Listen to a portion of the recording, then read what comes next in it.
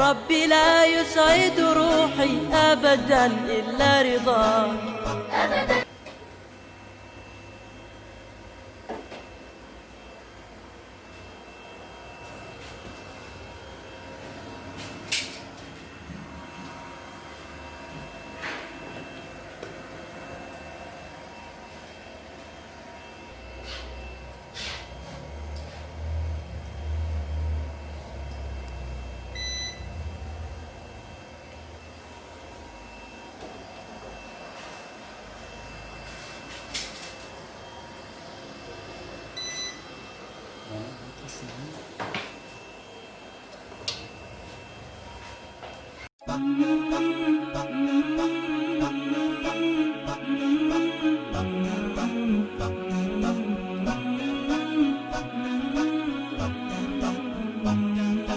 kamid noqo saaxiibada channelka caafimaadka ee Bukaan Deeq si aad u hesho talooyin caafimaad. Subscribe.